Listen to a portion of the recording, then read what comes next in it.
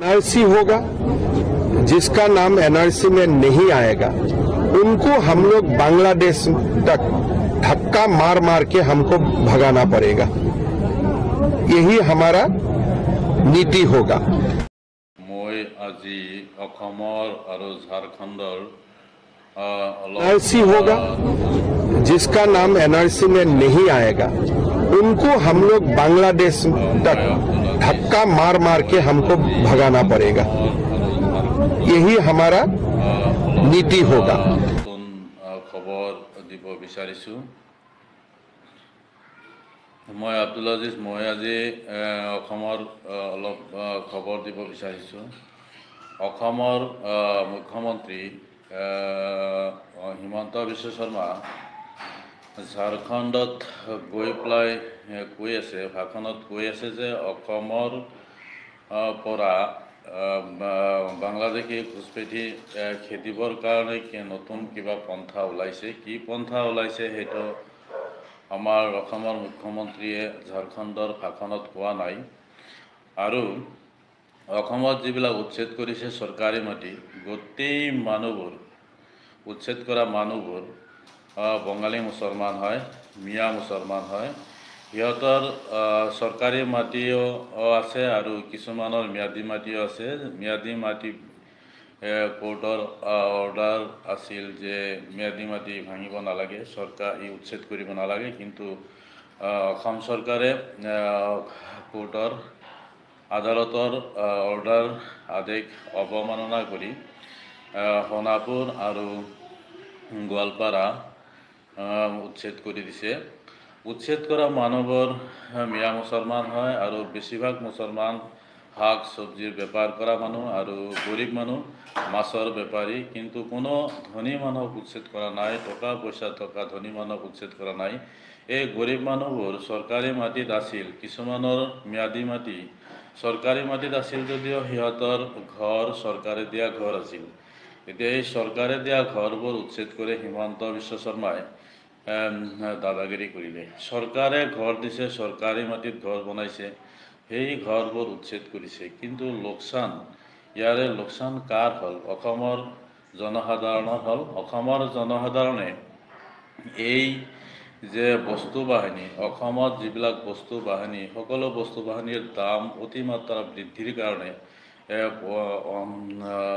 নাৰাজ হৈ গৈছে।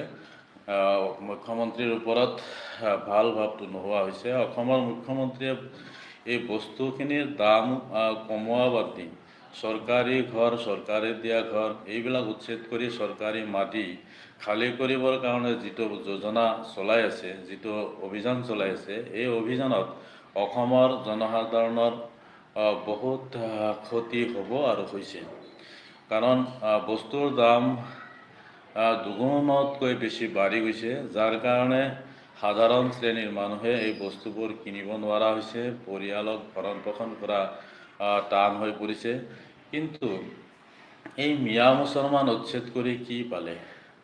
এই চৰকাৰী মাটিত এনেকুৱা মিয়া মুছলমান আছে, যিবোৰ মিয়া মুছলমানৰ ইয়াতে ভোট আছে, আধাৰ কাৰ্ড আছে, এনআৰচিত নাম আছে।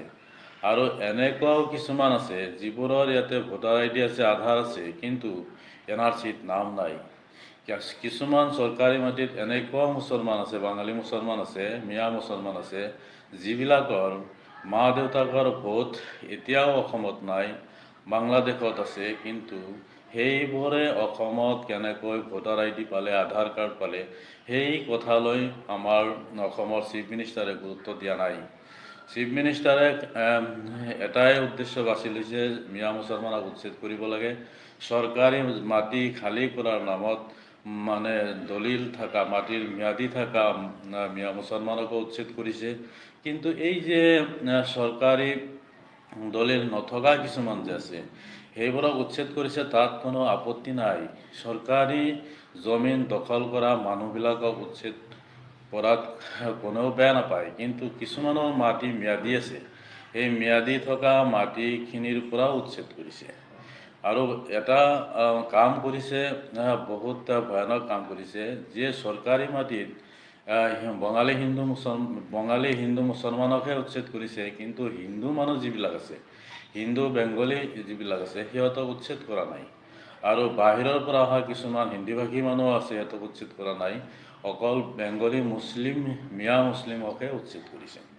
আৰু এই যে NRCত নাম নথকা মানুহবোৰ, কিছুমানে যে আধাৰ কাৰ্ড পালে, ভোটাৰ ID পালে, এইবোৰৰ অৱশেষত কি হ'ব সেইবিলাকৰ বিষয়ে অসমৰ চিফ মিনিষ্টাৰ হিমন্ত বিশ্ব শৰ্মা মামাই কোনো ধৰণৰ মতামত এতিয়ালৈ দিয়া নাই।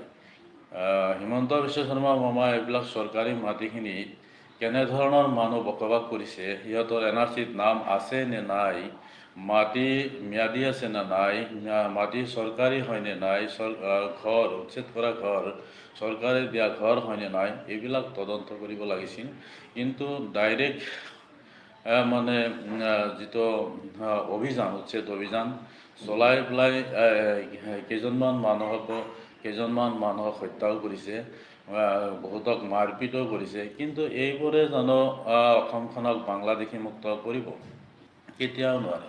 চৰকাৰী মাটিত এতিয়াও বহুত এনেকুৱা মানুহ আছে যিবোৰৰ NRCত নাম নাই, কিন্তু ভোটাৰ ID আছে, আধাৰ কাৰ্ড আছে, কিন্তু NRCত নাম অহা নাই।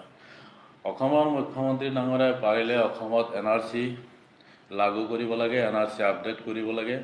NRC আপডেট কৰি যিবোৰ বাংলাদেশী মিয়া আছে সিহঁতক খেদিব লাগে। কাৰণ এই বাংলাদেশী মিয়াৰ কাৰণে আমাৰ অসমত পূৰ্ববংগীয় মুছলমান যিবিলাক অসমৰ নাগৰিক হয়, অসমীয়া ভাষা গ্ৰহণ কৰিছে, সিহঁতৰ ওপৰত অত্যাচাৰ হয়।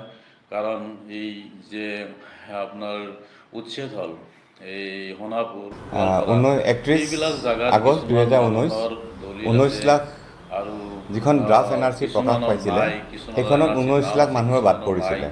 এই 19 লাখৰ বেছিভাগেই হিন্দু বাংলাদেশী আছিলে আৰু 3 লাখ প্ৰায় 3 লাখ মানুহে NRC এপ্লাই নকৰা মানুহ আছিলে আৰু কিছু সংখ্যকহে ওলাইছিলে, যাৰ কাৰণে আমি ৰিভেৰিফিকেশ্যনৰ কথা কৈ থাকিলোঁ। কিন্তু আজি 5 বছৰ হৈ গ'ল, মুখ্যমন্ত্ৰীয়ে বা BJP চৰকাৰে ৰাজ্যত হওক কেন্দ্ৰত হওক ৰিভেৰিফিকেশ্যনৰ এখনো এফিডেভিট দিয়া নাই। আৰু ৰিভেৰিফিকেশ্যনৰ এফিডেভিট নিদিয়াকৈ তেখেতে ক'ত 14 লাখ পালে সেইটো তেখেতেহে গম পাব।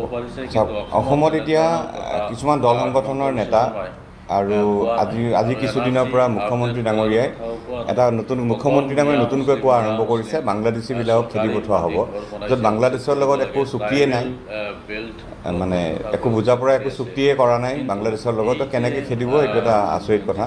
আৰু খেদিবলৈ সংখ্যাটো লাগিলে সংখ্যাটোৱে নাই। যেতিয়ালৈ সুপ্ৰিম কোৰ্টে আৰু সুপ্ৰিম কোৰ্টৰ মনিটৰিঙত চলি থকা এটা বিষয়, সুপ্ৰিম কোৰ্টক ক'ব লাগিব চৰকাৰে যে আমাক ৰিভেৰিফিকেশ্যন এটা লাগে। যেতিয়ালৈ সেই এফিডেভিটখন নিদিয়ে তেতিয়ালৈ সেইটো সম্ভৱ হৈ নুঠে। আমি দিছোঁ, আছাম পাব্লিক ৱৰ্কছ আমি পেটিশ্যনাৰ আমি দিছোঁ, কিন্তু অসম চৰকাৰ বা অইন কোনোৱে ৰিভেৰিফিকেশ্যনৰ একো এফিডেভিট আজিলৈ জমা দিয়া নাই।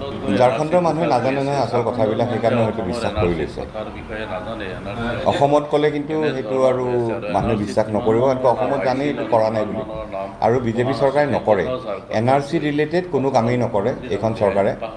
হাজেলাক যাক আপুনি VRS দিব নোৱাৰে, ইমানকেইটা কেছ চলি থকাৰ পিছত জোৰ জুলুমকৈ VRS দি তেখেতক পঠাই দিছে, সেইটো এটা আইন বিৰোধী কাম হৈছে।